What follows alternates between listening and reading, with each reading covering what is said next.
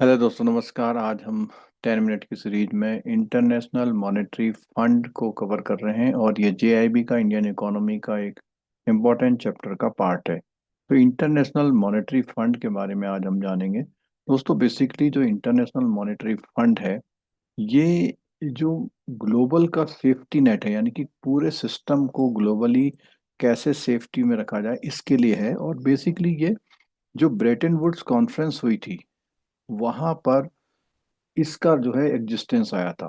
तो हम आज देखेंगे मैंडेट, मैकेनिज्म एंड इंडिया का रोल क्या है आईएमएफ के बारे में। सबसे पहले बात करते हैं कब ये हुआ था। बेसिकली जिस समय पर हमारा जो ये वर्ल्ड वार हुआ था, तो उस समय जो है थोड़े क्राइसिस आ गए थे और ब्रेटन वुड्स कॉन्फ्रेंस हुई थी 19 जुलाई 1944 में। और 27 1945 में article of agreement sign by 29 founding member, यहाँ तक कि इंडिया भी इसका फाउंडिंग मेंबर था। और आज की तारीख में से 190 प्लस मेंबर इसमें है यहाँ पर। ठीक है। मैंडेट क्या था, इसे क्यों करा गया था? स्टेबिलिटी के लिए, कोऑपरेशन के लिए और ग्रोथ के लिए। तो फाइनेंशियल स्टेबिलिटी हो, मॉनेटरी कोऑपरेशन हो और लॉन्ग टर्म ग्रोथ हो। बेसिकली ये मॉनेटरी यानी इंटरनेशनल मॉनेटरी फंड है, जब भी पूरे दुनिया में जो मॉनेटरी सिस्टम है उसके लिए ये बनाई गई है। एक तरह से वॉचडॉग की तरह काम करता है और फायर फाइटर की तरह भी, यानी देखता भी रहता है, सर्विलेंस भी करता है। ये एक लीगल अथॉरिटी है, क्या करने की? सुपरवाइज करने की कंप्लायंस को, review economic policies of nearly every country of to ensure global standard कि वो प्रॉपरली काम करे। फार फाइटर की तरह करें तो फाइनेंसिंग की काम करता है, यानी कि जिन कंट्री में बैलेंस ऑफ पेमेंट की अगर कोई दिक्कत है तो उसको लोन प्रोवाइड कराता है। Allow country to fix issues without disruptive correction, यानी कि जो भी उनको प्रॉब्लम्स हैं उनकी प्रॉब्लम्स को दूर करने के काम करता है। द कैटलिस्ट मोबिलाइजिंग, ये क्या करता है? ये इंडोर्समेंट देता है कंट्रीज को, जिससे कि और कंट्रियां क्या करती हैं, फंडिंग अवेलेबल कराती है। बियॉन्ड लैंडिंग कैपेसिटी पॉवर्टी और सिस्टम, यानी लैंडिंग के अलावा और क्या काम करता है? एक तो पॉवर्टी रिडक्शन में काम करता है, क्या कैसे? कंसेशनल लोन करा प्रोवाइड कराता है। लो इनकम जो कंट्री है, HIPC और MDRI, दो इनिशिएटिव इसके चलते हैं। ठीक है। जितनी भी इंफॉर्मेशन है दुनिया के सामने लाता है। कैपेसिटी बिल्डिंग का काम करता है, टेक्निकल असिस्टेंस कराता है और जो मॉनेटरी का सिस्टम है उसको भी पूरा स्ट्रेंथन करने का काम करता है। पावर स्ट्रक्चर कोटा डिटरमाइन, अब बेसिकली ये इसकी क्या पावर है और कोटा कैसे डिटरमाइन करता है, इन्फ्लुएंस करता है। तो कई कंट्रियां क्या करती हैं, अपना फाइनेंशियल कंट्रीब्यूशन देती हैं, तो उसके हिसाब से होता है।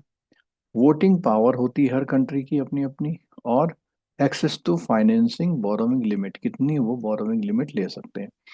तो जो 10% लो इनकम कंट्री का कोटा है, 60% इसमें एडवांस कंट्री है, 30% इसमें इमर्जिंग मार्केट है, जिसको हम इमर्जिंग मार्केट्स EMDCs के नाम से जानते हैं।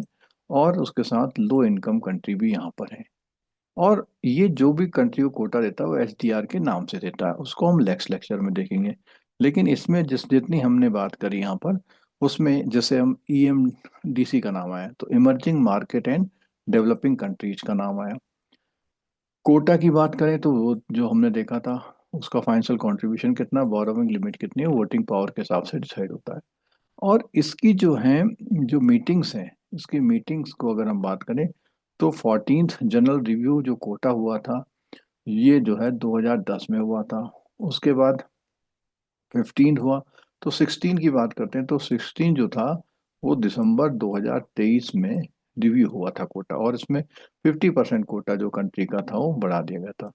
फंक्शन की नटसेल में बात करें तो फंक्शन क्या करता है? सर्विलेंस करता है, यानी अपनी जितनी कंट्री है उनको देखता रहता है कि इनके वहाँ पॉलिसी कैसे चल रही है। बैलेंस ऑफ पेमेंट के क्राइसिस को देखता रहता है और पॉवर्टी का रिडक्शन पे भी काम करता है। जो हमने देखा था HIPC और MDRI क्या है, heavily indebted poor countries initiative और multilateral debt relief initiative. External finance mobilise कराता है, क्योंकि ये जो है क्या करता है, स्टेबिलिटी के सिग्नल देता है, तब कंट्रियां जो है इसमें फंडिंग करती हैं। इंटरनेशनल मॉनेटरी फंडिंग को क्या करता है, स्ट्रेंथन करता है। SDR का कोटा इसने बनाया हुआ है और टेक्निकल और असिस्टेंस और ट्रेनिंग प्रोवाइड कराता है।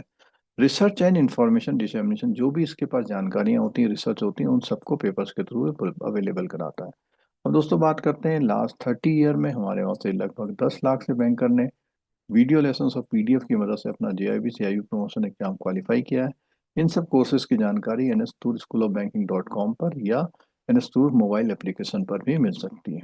दोस्तों क्वेश्चन की बात करते हैं। Which of the following is correctly describe the primary objective of IMF? इसका प्राइमरी ऑब्जेक्टिव क्या है? लॉन्ग टर्म बिल्कुल नहीं है। Promote monetary cooperation and financial stability बिल्कुल सही आंसर। नेक्स्ट क्वेश्चन पे आते हैं। S D R is best described as, S D R जो हमने बताया स्पेशल ड्राइंग राइट क्या होते हैं? A global currency issued by I M F, a loan facility for poor nation, potential claim on freely usable currency, a gold backed monetary instrument. तो हमने देखा था कि एसडीआर जो है बेसिकली कंट्री इसमें क्या है क्लेम करती हैं ऑन फ्रीली यूजेबल करेंसी। तो इसमें करेंसी की बास्केट होती है, उसके अकॉर्डिंग ये अपना एसडीआर कोटा क्लेम करती है। तो C will be the correct answer. Next question की बात करते हैं। यहाँ पर एक असर्शन दिया हुआ, IMF provides financial assistance during balance of payment crisis. तो हमने देखा था कि जब भी किसी कंट्री में ये बैलेंस ऑफ पेमेंट क्राइसिस होता है तो उसके लिए ये असिस्टेंस प्रोवाइड करता है। Reason, IMF aims to prevent disruptive correction in external imbalance and restore orderly arrangement। तो बेसिकली कहते हैं कि ये जो भी कुछ कर रहा है वो क्यों कर रहा है? तो दोनों बातें बिल्कुल ठीक हैं, साथ साथ में आर जो है ये इसका एक्सप्लेनेशन भी है। Means both A and R are correct and R is the explanation of the correct explanation. तो A answer will be the correct answer. Next question में बात करते हैं। Statement one, SDR is claim on IMF own resources, पहला point है। और दूसरा है S D R serves as a unit of account of IMF. तो पहला पॉइंट ये है, तो हमने बोला था कि ये जो है आईएमएफ ओन रिसोर्सेज के एस डी आर क्लेम में नहीं, इसमें क्या है बहुत सारी कंट्रियों कंट्रीब्यूशन है। तो फर्स्ट स्टेटमेंट गलत हो जाएगा। S D R serves as unit of account of IMF. तो सेकेंड वाले में क्या हो जाएगा? एस डी आर क्या होता है? Unit of account of IMF की तरह, यूनिट की तरह ट्रीट की जाती है, ये बिल्कुल ठीक है। Means only B is second is correct. तो कौन सा हो जाएगा? First is incorrect, second correct, यानी C option will be the correct answer. Next question में बात करते हैं। Consider the following statement regarding IMF. IMF was established 1944 at Bretton Woods, ये हमने देखा था, बिल्कुल ठीक है। IMF conduct surveillance over member country, बिल्कुल ठीक है। IMF provide only long term, long term कभी नहीं करता है। आईएमएफ क्रिएटेड एसडीआर इन 1969। तो यहाँ पे क्या हो जाएगा? आईएमएफ क्या क्रिएट किया ये? तो यानी फर्स्ट सेकंड और फोर्थ आर करेक्ट आंसर। अब दोस्तों ये आपने लेक्चर देखा, अगर आपको अच्छा लगा तो लाइक करिएगा, शेयर करिएगा दोस्तों के साथ, चैनल सब्सक्राइब करिए, बेल आइकन दबाना मत भूलिएगा। आप सभी लोग लेक्चर के लिए आए, आप सभी का बहुत बहुत धन्यवाद दोस्तों। मिलते हैं ऐसे ही एक और यूजफुल लेक्चर के साथ। Thank you so much.